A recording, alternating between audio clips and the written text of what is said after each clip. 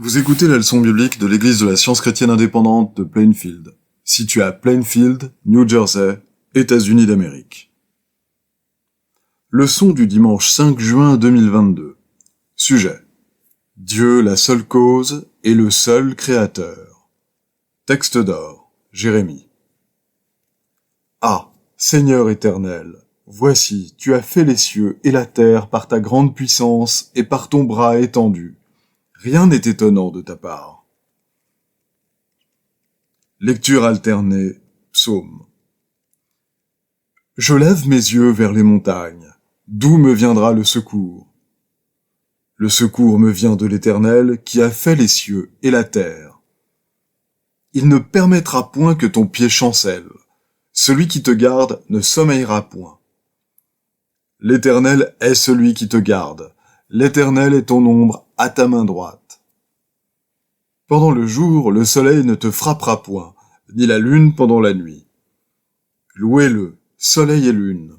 Louez-le, vous toutes, étoiles lumineuses. Qu'il loue le nom de l'Éternel, car il a commandé, et ils ont été créés. La Bible. C'est par la sagesse que l'Éternel a fondé la terre. C'est par l'intelligence qu'il a affermi les cieux. C'est par sa science que les abîmes se sont ouverts et que les nuages distillent la rosée. Ô Éternel, tu es mon Dieu, je t'exalterai, je célébrerai ton nom, car tu as fait des choses merveilleuses.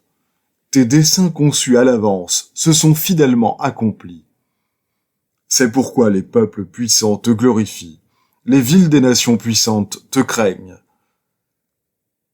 Tu as été un refuge pour le faible, un refuge pour le malheureux dans la détresse, un abri contre la tempête, un ombrage contre la chaleur, car le souffle des tyrans est comme l'ouragan qui frappe une muraille. Je m'échapperai en toute hâte, plus rapide que le vent impétueux, que la tempête. Je crie à Dieu, et l'Éternel me sauvera. Le soir, le matin et à midi, je soupire et je gémis, et il entendra ma voix. Remets ton sort à l'Éternel, et il te soutiendra. Il ne laissera jamais chanceler le juste. On annonça au roi d'Égypte que le peuple avait pris la fuite. Alors le cœur de Pharaon et celui de ses serviteurs furent changés à l'égard du peuple. Ils dirent: Qu'avons-nous fait en laissant aller Israël, dont nous n'aurons plus les services? Et Pharaon poursuivit les enfants d'Israël. Pharaon approchait. Les enfants d'Israël levèrent les yeux, et voici, les Égyptiens étaient en marche derrière eux. Et les enfants d'Israël eurent une grande frayeur, et crièrent à l'Éternel. Moïse répondit au peuple: Ne craignez rien. Restez en place, et regardez la délivrance que l'Éternel va vous accorder en ce jour. Car les Égyptiens que vous voyez aujourd'hui, vous ne les verrez plus jamais. Moïse étendit sa main sur la mer, et l'Éternel refoula la mer par un vent d'Orient qui souffla avec impétuosité toute la nuit. Il mit la mer à sec, et les eaux se fendirent. Les enfants d'Israël entrèrent au milieu de la mer à sec, et les eaux formaient comme une muraille à leur droite et à leur gauche. Les Égyptiens les poursuivirent, et tous les chevaux de Pharaon, ses chars et ses cavaliers entrèrent après eux au milieu de la mer. L'Éternel dit à Moïse: Étends ta main sur la mer, et les eaux reviendront sur les Égyptiens, sur leurs chars et sur leurs cavaliers. Moïse étendit sa main sur la mer, et vers le matin, la mer reprit son impétuosité, et les Égyptiens s'enfuirent à son approche, mais l'Éternel précipita les Égyptiens au milieu de la mer. En ce jour, l'Éternel délivra Israël de la main des Égyptiens. Et Israël vit sur le rivage de la mer les Égyptiens qui étaient morts. Israël vit la main puissante que l'Éternel avait dirigé contre les Égyptiens. Et le peuple craignit l'Éternel, et il crut en l'Éternel et en Moïse, son serviteur. Ceux qui étaient descendus sur la mer dans des navires et qui travaillaient sur les grandes eaux, ceux-là virent les œuvres de l'Éternel et ses merveilles au milieu de l'abîme. Dans leur détresse, ils crièrent à l'Éternel et il les délivra de leurs angoisses. Il arrêta la tempête, ramena le calme et les ondes se turent.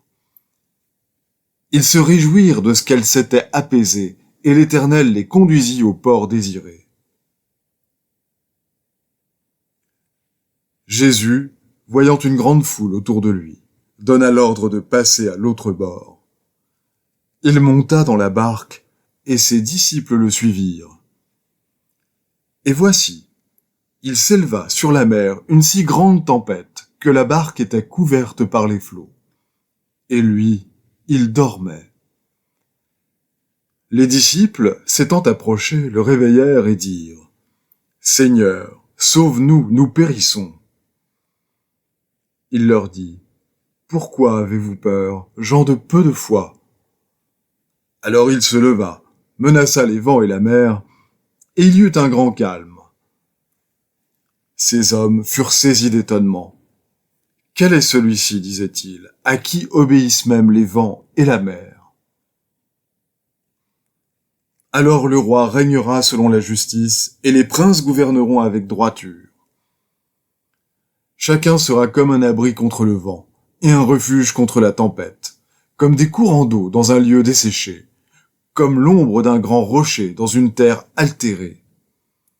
Les yeux de ceux qui voient ne seront plus bouchés, et les oreilles de ceux qui entendent seront attentives. Dieu tonne avec sa voix d'une manière merveilleuse. Il fait de grandes choses. Il dit à la neige : « Tombe sur la terre ». Il le dit à la pluie, même aux plus fortes pluies. Par son souffle, Dieu produit la glace. Il réduit l'espace où se répandaient les eaux. Il charge de vapeur les nuages. Il les disperse étincelants. Leurs évolutions varient selon ses desseins pour l'accomplissement de tout ce qu'il leur ordonne sur la face de la terre habitée. Sois attentif à ces choses. Considère encore les merveilles de Dieu. Car voici, celui qui a formé les montagnes et créé le vent et qui fait connaître à l'homme ses pensées. Celui qui change l'aurore en ténèbres et qui marche sur les hauteurs de la terre. Son nom est l'Éternel, le Dieu des armées. Je vais maintenant lire les passages corrélatifs, tirés du livre d'études de la science chrétienne, Science et santé, avec la clé des Écritures de Mary Baker Eddy. Créateur, esprit, entendement, intelligence, le vivifiant principe divin de tout ce qui est réel et bon. Vie, vérité et amour existant en eux-mêmes. Ce qui est parfait et éternel. Le contraire de la matière et du mal qui n'ont pas de principe. Dieu qui a fait tout ce qui a été fait et ne saurait créer un atome ou un élément qui soit le contraire de lui-même. Pour saisir la réalité et l'ordre de l'être dans sa science, il vous faut commencer par considérer Dieu comme le principe divin de tout ce qui existe réellement. L'esprit, la vie, la vérité, l'amour ne font qu'un et sont les noms bibliques pour désigner Dieu. Toute substance, toute intelligence, toute sagesse, tout être, toute immortalité, toute cause et tout effet appartiennent à Dieu. Ce sont là ses attributs, les manifestations éternelles de l'infini principe divin, l'amour. Nulle sagesse n'est sage, hormis sa sagesse. Nulle vérité n'est vraie que la vérité divine. Nul amour n'est aimable que l'amour divin. Nulle vie n'est vie que la divine. Nul bien n'existe sauf le bien que Dieu accorde. La métaphysique divine, telle qu'elle est révélée à la compréhension spirituelle, montre clairement que tout est entendement et que l'entendement est Dieu, omnipotence, omniprésence, omniscience. c'est-à-dire toute puissance, toute présence, toute science. Donc tout est en réalité la manifestation de l'entendement. L'entendement, souverain sur toutes ses formations et les gouvernant toutes, est le soleil central de ses propres systèmes d'idées, la vie et la lumière de toute sa vaste création, et l'homme est tributaire de l'entendement divin. Le monde s'écroulerait sans l'entendement, sans l'intelligence qui rassemble les vents dans ses mains. Vent, ce qui indique la puissance de l'omnipotence et les mouvements du gouvernement spirituel de Dieu embrassant toutes choses. Destruction, colère, passion mortelle. La puissance morale et la puissance spirituelle appartiennent à l'esprit qui retient le vent dans ses mains. Et cet enseignement est en accord avec la science et l'harmonie. Dans la science, il ne peut y avoir de pouvoir opposé à Dieu, il faut que les sens physiques abandonnent leur faux témoignage. Votre influence pour le bien dépend du poids que vous mettez du bon côté de la balance. Le bien que vous faites et qui s'exprime en vous vous donne le seul pouvoir que l'on puisse obtenir. Le mal n'est pas pouvoir, c'est un semblant de force qui bientôt trahit sa faiblesse et tombe pour ne jamais se relever. Le pouvoir erroné est une croyance matérielle, une prétendue force aveugle, le produit de la volonté, non de la sagesse, de l'entendement mortel, non de l'immortel. C'est la cataracte impétueuse, la flamme dévorante, le souffle de la tempête. C'est la foudre et l'ouragan, tout ce qui est égoïste, pervers, malhonnête et impur.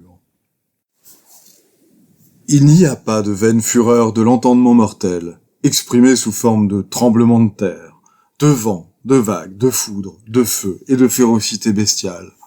Et ce prétendu entendement se détruit lui-même.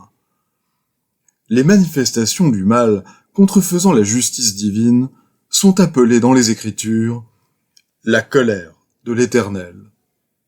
En réalité, elles montrent l'autodestruction de l'erreur ou matière, et elles indiquent l'opposé de la matière, la force et la permanence de l'esprit. La science chrétienne met en lumière la vérité et sa suprématie, l'harmonie universelle, l'intégralité de Dieu, le bien et le néant du mal. Plus l'erreur simule exactement la vérité et plus la prétendue matière ressemble à son essence, l'entendement mortel, plus impuissante devient l'erreur en tant que croyance. Selon la croyance humaine, la foudre est terrible et le courant électrique rapide. Cependant, en science chrétienne, la vitesse de l'un et le choc de l'autre deviendront inoffensifs. Plus la matière deviendra destructive, plus son néant sera révélé, jusqu'à ce que la matière atteigne son zénith mortel dans l'illusion et disparaisse pour toujours. La vérité rend toute chose possible à l'esprit. Mais les prétendues lois de la matière voudraient rendre l'esprit inefficace et exiger l'obéissance au code matérialiste, s'écartant ainsi du fait fondamental qu'il y a un seul Dieu, un seul législateur. C'est une erreur de supposer que Dieu établit des lois d'inharmonie. La nature ou loi divine n'apporte aucun soutien aux discordances, quoi que l'on dise pour affirmer le contraire. Il peut être prouvé que le vrai logos est la science chrétienne, la loi naturelle de l'harmonie qui triomphe de la discordance. Non que cette science soit surnaturelle ou supranaturelle, ni qu'elle soit une infraction à la loi divine, mais parce qu'elle est la loi immuable de Dieu, le bien. Jésus apaisa la tempête, guérit les malades et marcha sur les flots. Nous sommes divinement autorisés à croire à la suprématie du pouvoir spirituel sur la résistance matérielle. Le miracle accomplit la loi de Dieu, mais ne viole pas cette loi. Ce fait semble à présent plus mystérieux que le miracle lui-même. Le psalmiste chanta « Qu'as-tu, mer, pour t'enfuir, Jourdain pour retourner en arrière? Qu'avez-vous, montagne, pour sauter comme des béliers, et vous, collines, comme des agneaux? Tremble devant le Seigneur, ô terre, devant le Dieu de Jacob. Le miracle n'introduit pas le désordre, mais déroule l'ordre primitif, établissant la science de la loi immuable de Dieu. La nature proclame la loi naturelle et spirituelle et l'amour divin. Mais la croyance humaine interprète mal la nature. Les régions arctiques, les tropiques ensoleillés, les montagnes gigantesques, les vents ailés, les vagues puissantes, les vallées verdoyantes, les fleurs joyeuses et les cieux glorieux témoignent tous de l'entendement, l'intelligence spirituelle qu'ils reflètent. Les apôtres floraux sont des hiéroglyphes de la divinité. Les soleils et les planètes enseignent des leçons sublimes. Les étoiles embellissent la nuit et la feuille qui s'entr'ouvre se tourne naturellement vers la lumière. L'entendement est le grand créateur et il ne peut y avoir de pouvoir sauf celui qui dérive de l'entendement. Si l'entendement était le premier chronologiquement, s'il est le premier potentiellement, et s'il doit être le premier éternellement, alors accordez à l'entendement la gloire, l'honneur, la domination et la puissance due éternellement à son saint nom. Les devoirs quotidiens de Mary Baker Eddy. Prière quotidienne. Il sera du devoir de tout membre de cette Église de prier chaque jour. Que ton règne vienne, que le règne de la vérité, de la vie et de l'amour divin soit établi en moi, et élimine de moi tout péché. Et puisse ta parole enrichir les affections de toute l'humanité et la gouverner. Règles pour les mobiles et les actes. Ni l'animosité, ni un attachement purement personnel ne doivent déterminer les mobiles ou les actes des membres de l'Église mère. Dans la science, l'amour divin seul gouverne l'homme, et un scientiste chrétien reflète les douces aménités de l'amour en réprouvant le péché et en manifestant un véritable esprit de fraternité, de charité et de pardon. Les membres de cette Église doivent journellement veiller et prier pour être délivrés de tout mal, pour ne pas prophétiser, juger, condamner, conseiller, influencer ou être influencé d'une manière erronée. Vigilance face au devoir. Il sera du devoir de chaque membre de cette Église de se défendre journellement contre la suggestion mentale agressive et de ne pas se laisser entraîner à oublier ou à négliger son devoir envers Dieu, envers son leader et envers l'humanité. Par ses œuvres, il sera jugé et justifié ou condamné.